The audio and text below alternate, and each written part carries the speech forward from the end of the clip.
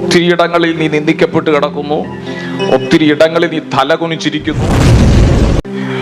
വളരെയധികം ഒറ്റപ്പെടലുകൾ നീ അനുഭവിക്കുന്നു. വല്ലാത്ത ഒരു ഡിപ്രഷൻ മൂമെന്റിലേക്ക്, നിന്റെ ലൈഫ് വല്ലാത്തൊരു നിരാശയുടെ മൂമെന്റിലേക്ക് മാറുന്നു.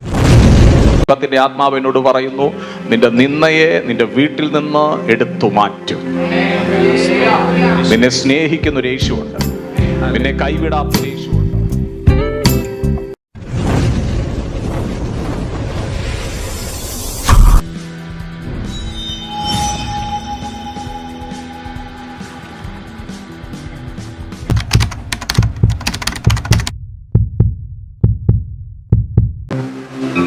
അബ്രഹാമിനോട് പറഞ്ഞു, കുഞ്ഞേ, നിന്റെ സന്തതിക്ക് ഞാൻ ഈ സ്ഥലം തരും, ഈ കനാൻ ഞാൻ തരും.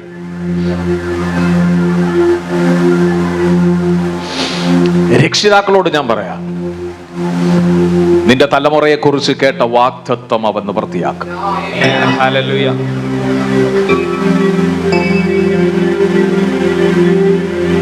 നിങ്ങളുടെ തലമുറയെ കുറിച്ചിട്ടുള്ള ദൈവം അറിയിച്ച വാഗ്ദത്തം നിവൃത്തിയാക്കും. ഹല്ലേലൂയ. കുഞ്ഞുങ്ങൾക്ക് വേണ്ടി വെയിറ്റ് ചെയ്യുന്നവരോട് ഞാൻ പറയാം, നിന്റെ തലമുറ പുറത്തു വരും. ഹല്ലേലൂയ.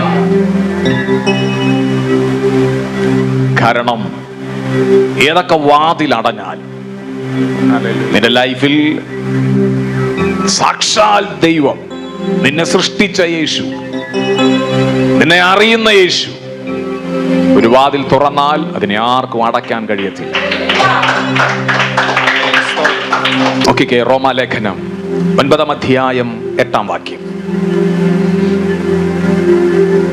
റോമാലേഖനം 9 അധ്യായം 8 വാക്യം. ഓക്കേ. ഹല്ലേലൂയ. വാഗ്ദത്ത പ്രകാരമുള്ളവരാണ് ദൈവത്തിന്റെ മക്കൾ, ജഡപ്രകാരമുള്ളവരല്ല. യേശുവിന് നന്ദി പറഞ്ഞാട്ടെ. ഹല്ലേലൂയ. അബ്രഹാം ദൈവത്തിന്റെ മകനും വിശ്വാസികളുടെ പിതാവുമാണ്. അബ്രഹാമിലൂടെയാണ്, അബ്രഹാമിന്റെ വംശപരമ്പരയിലാണ് യേശു ക്രിസ്തു ജനിക്കുന്നത്. അബ്രഹാമിനോട് ചെയ്ത വാഗ്ദത്തവുമായി ബന്ധപ്പെട്ടാണ് ദൈവം യേശു ക്രിസ്തുവിനെ അബ്രഹാമിന്റെ വംശാവലിയിൽ ജനിക്കുവാൻ പരിശുദ്ധാത്മാവിൽ മറിയയുടെ ഉദരത്തിൽ യേശുവിനെ മറിയ ഗർഭം ധരിച്ചുകൊണ്ട് ഭൂമിയിൽ യേശു അവതരിക്കുവാൻ ഇടയായത്. അബ്രഹാമിന് കൊടുത്ത സകല അനുഗ്രഹങ്ങൾക്കും ഈ വാഗ്ദത്ത സന്തതിയും അവകാശിയാണ്. Oh Jesus.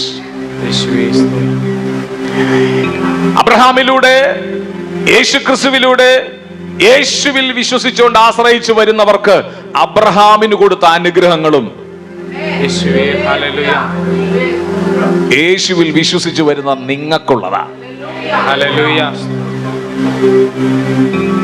അത് ആത്മീയമാകാം, ശാരീരികമാകാം, ഭൗതികമാകാം. ദൈവം അത് അറിയിച്ചിട്ടുണ്ടെങ്കിൽ അങ്ങനെ തന്നെ നിന്റെ ലൈഫിനകത്ത് അത് നിവർത്തിയാകും. എല്ലാരും പറഞ്ഞ ദൈവത്തിൽ നിന്നുള്ള അനുഗ്രഹം വലുതാണ്. അബ്രഹാമിന് മക്കളില്ലാതിരിക്കുന്ന സമയത്ത് ദൈവം പറഞ്ഞു, എടാ, ഞാൻ നിനക്ക് തലമുറകളെ തരും. നീ ഒന്ന് ആകാശത്തേക്ക് നോക്കിക്കേ, നക്ഷത്രങ്ങളെ നിനക്ക് എണ്ണാൻ കഴിയുമെങ്കിൽ എണ്ണിക്കോ, ഇതുപോലെ നിനക്ക് മക്കളെ ഞാൻ തരും.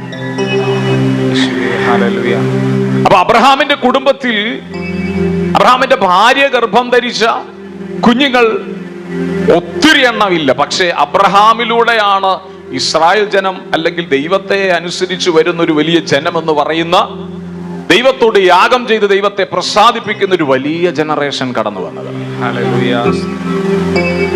ദൈവം അബ്രഹാമിനോട് പറഞ്ഞു, ഭൂമിയിലേക്ക് നോക്കിക്കേ, താഴേക്ക് നോക്കിക്കേ, ആ മണൽത്തരികളെ ഒക്കെ നിനക്ക് എണ്ണാൻ പറ്റുന്നെങ്കിൽ എണ്ണിക്കോ, ഇതുപോലെ ഞാൻ നിനക്ക് സന്തതികളെ തരും.